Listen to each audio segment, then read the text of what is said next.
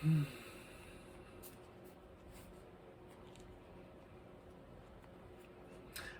have always wanted to live in a neighborhood with you, so let's make the most of this beautiful day. While we're together, we might as well say, would you be mine? Could you be mine? Won't you be my neighbor? Yeah.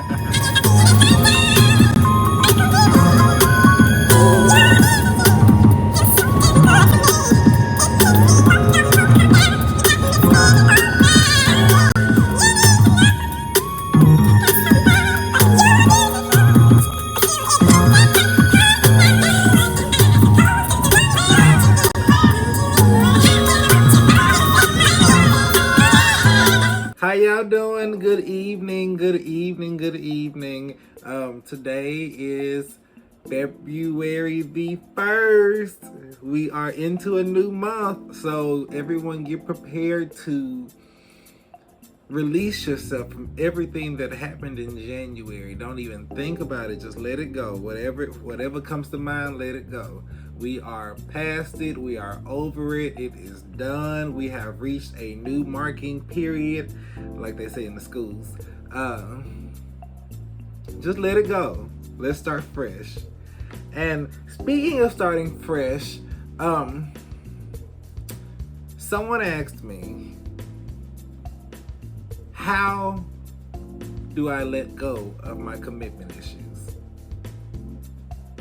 That is a really tough question for me because I still have commitment issues. And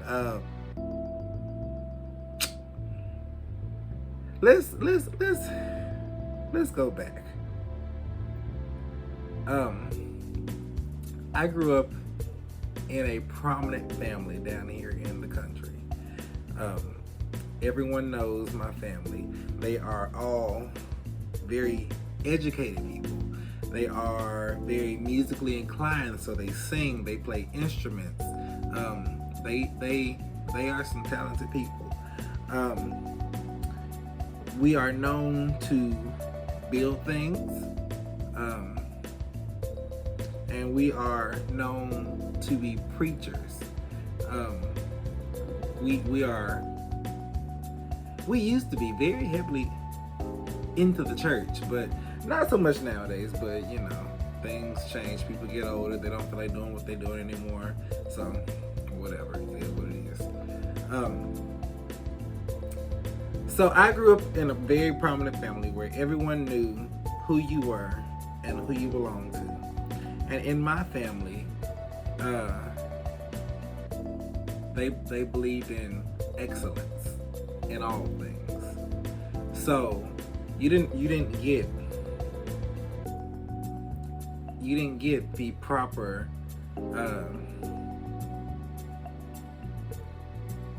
praises that normally you should give a kid. So normally whenever you would get like all A's, that was like, okay, it was expected.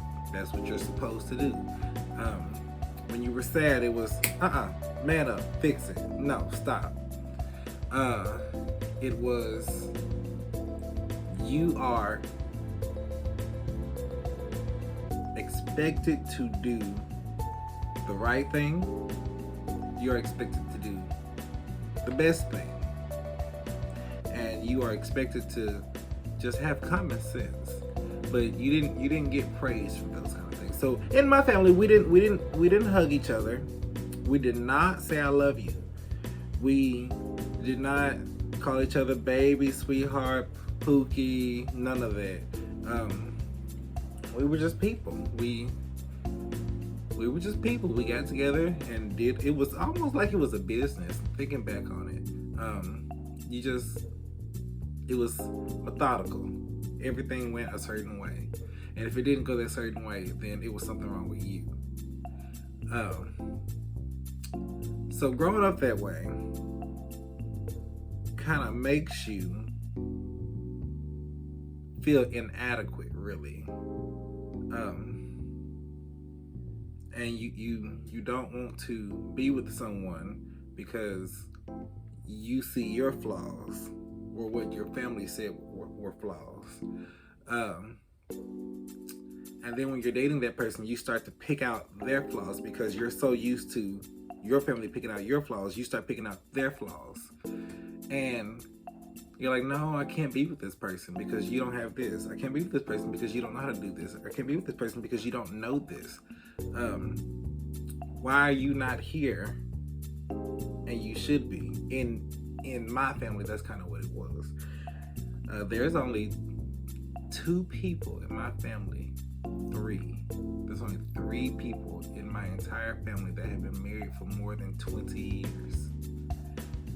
One of them, he got married when he was 20, and they're in their mid-40s now. One of them, they got married, and I really believe that they kind of stayed married in spite of, like, to spite my family, but whatever. And then you have my great grandma who married, and not because she really wanted to be married, but because my great grandma's dark skinned. She's a little darker than me. She married a man because he was light skinned and he was going to give her some beautiful kids. And that's what and that was the culture of that time. And to my knowledge, they didn't call each other baby or sweetheart or anything. When they first got married, she tried to cook for him all the time because that's what a wife was supposed to do.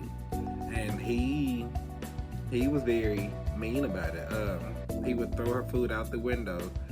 He would call it dog slop. He would throw it back on the wall. He was a preacher. He was the best preacher around. He was the most emotional preacher around. But when it came to home life, he just was not.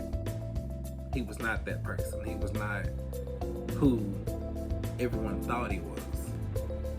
Love just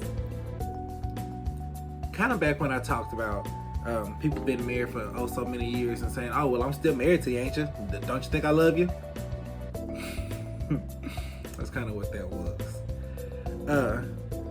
So when it comes to your commitment issues, you have to kind of look back at those things and reflect on, how did I grow up? Did I grow up being loved?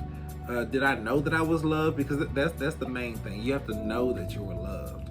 And I mean, for me, I didn't know that I was loved. So you have to think back on those kind of things. And to get past your commitment issues, you have to recognize that I did not grow up this way, or I grew up this way, and it was not instilled in me, really. And you have to realize that this is what I need to work on. So let me work on that. And you can only work on one thing at a time. You can only work on one thing at a time, because if you try to do too much at one time, you get overwhelmed, and it tires you to work on so much. There's the train. One thing I love about living in the country is you gonna hear a train. Anyway, so one thing about my house, when I first moved in, there was carpet, and the carpet was blue, and it was stinking. My cousin, he used to live here. He smoked every day, all day. My ceilings, the ceiling in my hallway is still kind of tan because all the tar was in the ceiling and it was in the walls. Like when I first moved in here, I sprayed the wall down with tub cleaner, and I kid you not, I wiped one time and you could see what color the wall used to be versus what color the wall was then, and it was nasty. So I cleaned it up and I painted over it, and then I kept starting projects, and I didn't finish a project, and I would get tired and I was overwhelmed, and then I decided one day, we're gonna do this one thing at a time. So I started with the living room. That was the very first thing I started with. I said, let me finish this. Let me get this in order. Let me put down the flooring. Let me paint the walls. Let me decorate. Let me rearrange the furniture how I want it to look. And then I decided, okay, well, I got that. The next place that I know I'm going to use all the time is the kitchen. So let me go take care of the kitchen. So I went into the kitchen. I laid down my floor and I painted my cabinets. I put on my new countertop. I built my table right here. This is my island, and I love it so much. I put up a new vent hood. My refrigerator used to be white. I hated it, so I painted it black, as you can see right there. And that's what this little stain right there is.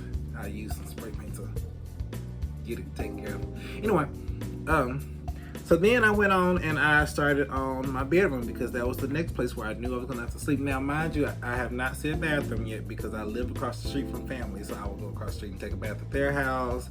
Everything I need to do in the bathroom, I just went across the street and did it. So after I finished my bedroom, I went and did the bathroom, and then I went and did my mother's bedroom, which was at that time was gonna be my workroom. It was gonna have my desk and all my tools and stuff like that in there. But the Lord saw fit for something else, so now she lives with me. So I had to decide that I was gonna work on one thing at a time, and I can only focus on that one thing. So with yourself, you have to focus on one thing and change that. You can't just go in and say, I'm gonna do this and this and this, and you are going to get overwhelmed. You're gonna be so tired. You are not gonna feel like you can make it. You're gonna feel like you just need to quit. But you have to realize that I can do all things through Christ who strengthens me. Ooh, that's a good one right there. I can do all things through Christ who strengthens me. And then one thing that you're also going to have to realize is that, like the song says, good things come to those who wait. So yes, you may have commitment issues, but you also can't go chasing after people, hoping that this is gonna be the one. This is gonna be the one. I'm gonna learn how to settle down with this person. No. Some things you just have to let ride. Just let it go. Just see how it goes. Take it slow.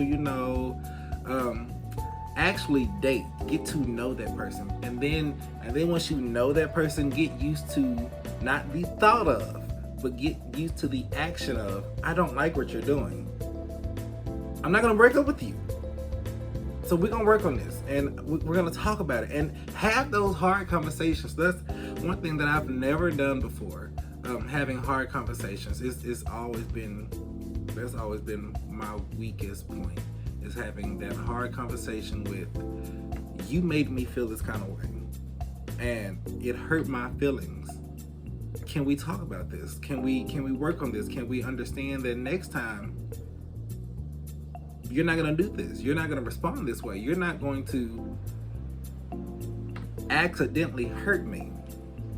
Because now we've talked about it. Now we both have this mutual understanding that it is what it is, and we feel how we feel. And either you love me or you don't. And that's part of the whole commitment thing. Because you can't be with someone that you don't want to change for, that you don't want to be better for, and that's the other part of the commitment. You have to be willing to be better. They say good, and then they say better, and then they say best. You are working to be your best, but without being until you are the best, you're always trying to be better. You can be good. But you want to try to be better so that you can be the best. And you're not being the best for your spouse. You're being the best for yourself, because in the long run, you will do so much more for yourself than you will for you will do so much more, and you do so much better understanding yourself before you can help someone else. You can want to help someone pay a light bill all you want to. If you ain't got the job, if you ain't got the hustle, if you ain't got the sugar daddy, it ain't happening. So you have to work on yourself to help someone else. That's something else that I've learned. Um, and dating all these different people, I realized that I've always wanted to be the helping person, and here's the turnaround factor on that. Let them help you. You don't have to always be the person to drive and push and plow and till the soil and be the seed. Sometimes you just have to be the seed. Let them grow you. I like that. Let them grow you. Let them help you be the better you. And then somewhere in that time frame, you will fall in line, you will fall in love, and everything will be okay. Everything will not, I shouldn't say everything will be okay all the time. Everything will not be okay all the time, but there will be times where you're having a hard day, and you just have to let them make up your other 10%, your other 30%, depending on how you are that day. Everything is 50-50. You meet right here in the middle, and there's gonna be a day where you're not gonna feel like being your 50, and you're gonna be that 15%. You're gonna be that 15%. So you have to be willing to let them come over the line some. And you can't say, no, this is not your place. You can't come over here and help me. I have to do it myself. Now, there are some things that you do have to do yourself, but when it comes to love and commitment, you have to be willing to let them come in. There's a song that I love so much by, I'm a church kid, by the Reverend James Cleveland. It says, let them in today. Let them in to stay. Open up your heart and let his love come in. You have to be willing to let that person come into your life and stir up a change. You have to be willing to let them be the warm water that dissolves the sugar. I don't know if you know this, but when you're making Kool-Aid, if you use cold water, it is going to take longer for that sugar to dissolve and that powder to dissolve in that water because it's cold and it is frigid. It doesn't want to let anything into it. But when you put hot water, warm water, I wouldn't say use hot water, but hot water does freeze faster. There's a tip. When you use warm water, that warm water is so open and it's like, hey, I like you, sugar. Come on, mix in here. Let's make this thing. Let's get sweet. Let's get sweet. And the same thing is with your hair. So when you're washing your hair, you want to wash your hair with warm hot water so that your cuticles are open, and then your scalp, your pores are all open. That soap gets in there to cleanse all the dirt out. You want to massage, but then you want to rinse it out with that hot water, but you want to put in conditioner. And with your conditioner, you're going to let it sit, of course, and then you're going to turn that water to cold or cool. And then you're going to rinse, and your cuticle is going to close, and it's going to pull in that moisture, it's going to keep it, and it's going to say, I love you for doing this to me. Your hair's going to treat you so much better. And it's the same thing with people. When you're warm and inviting, they're gonna want to stick around, and you have to be willing to close them in. Come in here. Let's be together. Let's make this thing. Let's make some. Let's make some moisture happen. Let's keep this hair moisturized. Let's keep the skin nice and supple and soft so that when we get down to the nitty gritty, I can touch it and I feel so.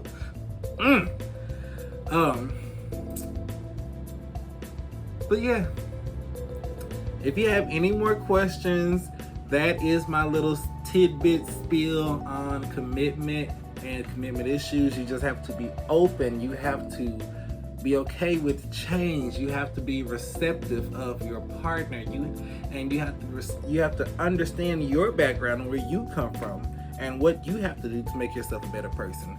Evolving every day to be that better person, then you're finally the best person you can be. And by that time you're dead, because you're always learning, you're always growing, you're always maturing, you're just always getting better. So make sure you like, subscribe, and share. And of course, as always, I love your feedback. I love your comments. Hit me up. Talk to me. Talk to your boy, because I be running out of stuff to say. But I love when y'all ask me these little questions about love. And for some reason, I give the best.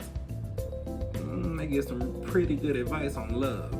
But it's the hardest thing for me to love. And like I always say, love is kind. Love is patient. Love is caring. There's many other things that love is, but it's patient. You can't be willing to change if you're not going to be patient. It's not going to be an overnight process. Love is kind. You have to be willing to open yourself and embrace the change. Embrace that person and embrace their flaws. Embrace your flaws and know that you have to work on it. Love is caring. You have to care. You have to be compassionate. Being compassionate is showing love, but still you have to be willing to help. You can't be a frigid, cold, hard person like your hair, not letting nothing in. I mean, by golly George, you just have to evolve, change, become better, and everything be all right. Y'all have a good night. That's all I got for you. That's all I can share without, getting kind of emotional. But I need to get my eyebrows. I need to cut my hair and get a line so I can get sexy again on y'all. Have a good night.